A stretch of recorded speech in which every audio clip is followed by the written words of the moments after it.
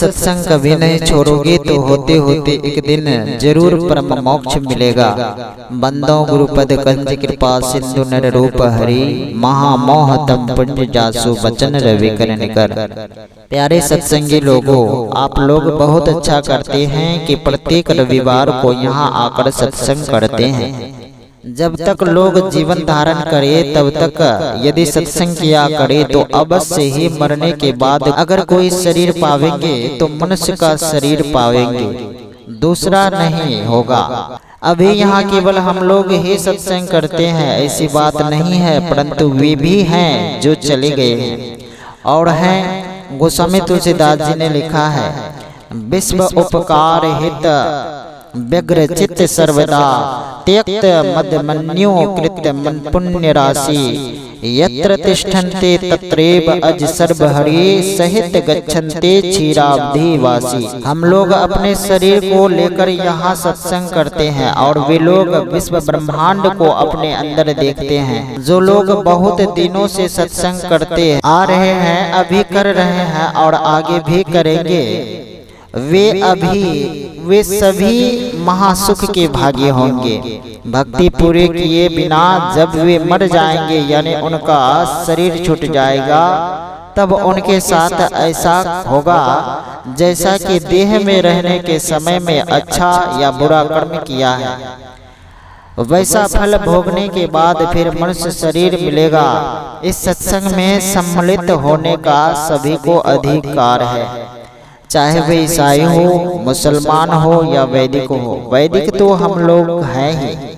सत्संग करने वाले का संसार में यश बढ़ता है, मरने के पीछे भी उनका नाम रह जाता है। लोग कहते हैं फलाने ऐसे थे, फलाने वैसे थे। यह जो इतना बड़ा सत्संग का दलान बना है, यह एक ही दिन में नहीं बना है, बनते बनते बन गया है। इंजीनियर लगे थे तब बना है। मेरे कहने का मतलब यह है कि आप सत्संग भजन करें और सदाचार का पालन भी करते रहें, तो आपका भी इसी तरह से बनते बनते जीवन बन जाएगा और नाम बढ़ेगा, घटेगा नहीं।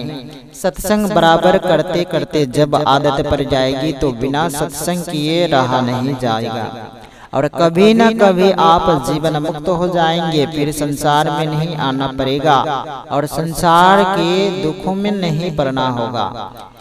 एक जन्म में सत्संग का लसंग पड़ जाएगा तो अनेक जन्मों तक संग संग लगा रहेगा और किसी एक जन्म में अवश्य परम मोक्ष मिल जाएगा। यदि यह कोई कहे कि सबको परम मोक्ष हो जाएगा तो फिर संसार कैसे रहेगा? अरे भाई, संसार तो रहेगा ही। जो सत्संग और ध्यान करते हैं और करेंगे उनके लिए यह बात है। संत कबीर साहब की वाणी में है, भक्ति बीज बिन से नहीं जोग जोग जाए अनंत, ऊंच नीच घर्म जन्म ले तो संत को संत, भक्ति बीज पलटे नहीं आए परे जो चोल, कंचन जो विष्ठा परे घटे नता को मोल। मैं भी यह जानकर सत्संग करता हूँ और आप लोगों को भी सत्संग करने की सलाह देता हूँ। सत्संग कभी नहीं छोड़ोगे तो होते होते एक दिन जरूर परम मोक्ष मिलेगा। संसार रहेगा और ईश्वर को कौन हटावेगा? ईश्वर भी रहेंगे। इसके लिए कोई अंदेशा नहीं कि परम मोक्ष होते होते सब कोई मुक्त हो जाएंगे तो संसार नहीं रहेगा। यदि संसार नहीं रहेगा तो आपको अंदेशा किस बात का है? पहले सृष्टि नहीं थी तो उन्होंने सृष्टि की, और जब संसार ही नहीं रहेगा तो क्या वे फिर संसार नहीं बना सकते? ईश्वर सब कुछ कर सकते हैं, सब कुछ बनाते हैं और सब कुछ को बिगाड़ भी सकते हैं। उनकी जो इच्छा होगी वे करेंगे। आपको चिंता किस बात की?